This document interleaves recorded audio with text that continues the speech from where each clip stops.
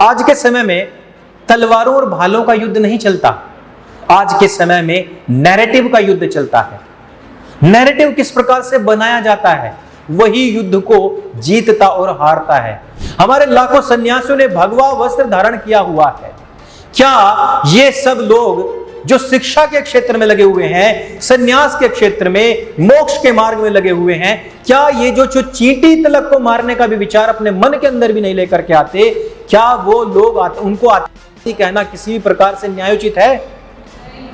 चीन और रूस के अंदर सबसे पहले 10 साल के लिए कोई राष्ट्रपति बन सकता था, लेकिन जब से पुतिन और शी जिनपिंग आए, उन्होंने संविधान ही बदल दिया और कहा कि जब तक हम जीवित रहेंगे तब तक हम ही राष्ट्रपति रहेंगे, कोई वोटिंग नहीं होगी। यह है देखिए लोकतंत्र।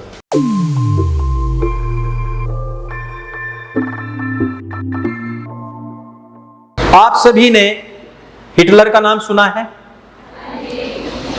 हिटलर ने द्वितीय विश्व युद्ध के दौरान 1945 में तकरीबन 60 लाख यहूदियों का नरसंहार कर दिया था। 60 लाख, ठीक है। आज पूरी दुनिया उस व्यक्ति को गाली देती है। कम्युनिस्ट विचारधारा जो है, वामपंथी विचारधारा, संभवतः इसके ऊपर हमारा कल सत्र होने वाला है, उस पर हम डिटेल में बात करेंगे। ये लोग समाज में, दुनिया में बराबरी का अधिकार देने के लिए आए थे, लेकिन आपको पता होना चाहिए कि ये लोग जब सत्ता में आए तो 10 करोड़ लोगों का नरसंहार इन लोगों ने किया था। कितना? 10 करोड़। हम विचार भी नहीं लगा पाते हैं 10 करोड़ की जनसंख्या कितनी होती है, उसका नरसंहार वामपंथी विचारधारा के राजाओं ने किया। और ये लोग जो रात दिन लोकतंत्र लोकतंत्र करते हैं, ये स्वयं सत्ता में आते ही तुरंत सबसे पहले लोकतंत्र को ही समाप्त करते हैं। चीन और रूस के अंदर सबसे पहले 10 साल के लिए कोई राष्ट्रपति बन सकता था, लेकिन जब से पुतिन और शी जिनपिंग आए, उन्होंने संविधान ही बदल दिया और कहा कि जब तक हम जीवित रहेंगे तब तक हम ही राष्ट्रपति रहेंगे, कोई वोटिंग नहीं होगी। यह है देखिए लोकतंत्र। और वामपंथी विचारधारा इस इस्लामिक विचारधारा से भी ज्यादा खतरनाक है। 10 करोड़ लोगों का नरसंहार किया उन्होंने। और उससे भी खतरनाक बात यह है कि एक विचारधारा जो 1400 साल पहले मक्का मदीना से उठी, उसने तकरीबन, स्वतंत्र आंकड़ों की बात बता रहा हूं, 70 करोड़ से लेकर के 100 करोड़ लोगों की हत्या की। और ये रिसर्च पेपर्स में लिखा हुआ है। और कमाल की बात देखिए कि आज हम 60 लाख लोगों का नरसंहार करने वाले को भी गाली देते हैं। हम 10 करोड़ लोगों का नरसंहार करने वाली विचारधारा को भी ठुकरा चुके हैं, लेकिन संभवतः लगभग 100 करोड़ लोगों का नरसंहार करने वाले को आज हम इस देश के अंदर पूज्य मान रहे हैं।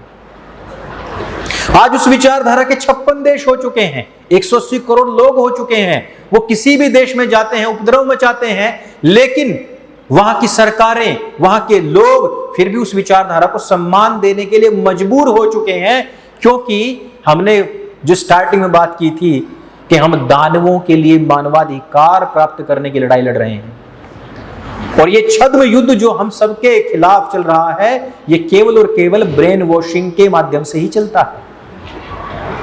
तो पहली जो आयत थी जिसके खिलाफ पहला केस दायर हुआ था, ये थी आयत संख्या 9:5। आपने कुरान के विषय में पढ़ा है? कितनों ने पढ़ा है कुरान के विषय में? हाथ खड़ा करेंगे। बहुत ही कम हैं। और मुझे बताइए कि किन किन ने ये जस्टिस लोहाट के इस स्टेटमेंट के बारे में या इस केस के बारे में सुना है? पूरा हाथ खड़ा करो, मेरे को काउंटिंग करने में दिक्कत नहीं होनी चाहिए। एक दो ही हैं। अच्छा, कितनों को ये पता है कि इस पुस्तक में हम सब लोगों के नरसंहार की बातें लिखी हुई हैं? अच्छा, ये तो बहुत लोगों को पता है, बहुत सुंदर। लेकिन क्या क्या लिखी हुई है, कहां कहां लिखी हुई है, ये भी पता है क्या? ये कितनों को पता है? ये काफी कम को पता है। पहला जो उनका वक्तव्य है उसमें आता है आयत संख्या 9:5। अब इस 9:5 को इस प्रकार से समझे जैसे कि हमारे ग्रंथों में ना अध्याय और फिर उसका श्लोक संख्या, ठीक है? तो जो 9:5 है, यह है 9 है इसमें अध्याय का संख्या और 5 है इसकी आयत की संख्या, यानी कि उसकी वर्ष। तो उसमें पता है क्या लिखा है? लिखा है कि फिर जब हुर्मत के महीने बीत जाएं तो मूर्ति पूजा करने वालों और गैर मुसलमानों को जहां जहां कहीं भी पाओ उनको कत्ल कर दो, उनको पकड़ो और उन्हें घेरो और घात की जगह उनकी ताक में बैठो, यानी कि जहां भी छिप करके बैठ सकते हो उनकी ताक में बैठो। यदि वो इस्लाम की शरण में चले आए या नमाज कायम कर लें या फिर जकात दे दें तो उनका रास्ता छोड़ दो। निसंदेह अल्लाह बड़ा क्षमाशील और दया करने वाला है। अब आप मुझे बताइए कि यदि कल कोई ये कहने लग जाए कि ये तो कृष्ण जी को पूजने वाले हैं और इनकी हत्या कर दीजिए, क्या आपको ये बात अच्छी लगेगी? क्या इस बात का आदेश देने वाला कभी कोई दयालु या क्षमाशील हो सकता है? जो कोई सीधे सीधे मानव हत्या की बात कर रहा है उसके विषय में ऐसा कैसे लिखा जा सकता है कि वो दयावान है? वो दयावान नहीं है, लेकिन ये एक नैरेटिव बनाने का प्रयास किया जाता है। आज के समय में तलवारों और भालों का युद्ध नहीं चलता, आज के समय में नैरेटिव का युद्ध चलता है। नैरेटिव किस प्रकार से बनाया जाता है वही युद्ध को जीतता और हारता है, और ये नैरेटिव बनाने का प्रयास हो रहा है। और इसके विषय में मैं आपको बताऊं कि जिस समय पर रमजान का जो महीना है अगर वो बीत जाए तो उसके बाद इन लोगों ने क्या क्या किया, क्योंकि पुस्तक के अंदर लिख देने मात्र से कुछ नहीं होता, यदि समाज उसके ऊपर अमल नहीं कर रहा होता। और समाज कितना अमल कर रहा है उसको जानिए। 1921 में जो मोपला हिंदू नरसंहार हुआ था जिसमें हजारों हिंदुओं को, बेगुनाह हिंदुओं को मार दिया गया था, वह रमजान का महीना बीतने के बाद ही हुआ था, अर्थात इसी आयत संख्या 95 पर अमल करते हुए। सन 1998 में कोयम्बटूर में एक बम धमाका हुए थे, सीरियल बॉम्ब ब्लास्ट, जिसमें काफी लोग मारे गए थे। उसमें पकड़े हुए गए आतंकवादियों ने कहा कि हमने क्योंकि ये कुरान की आयत पढ़ी उसके ऊपर अमल किया तो इसलिए हमने यहाँ के स्थित हिंदुओं को मार दिया।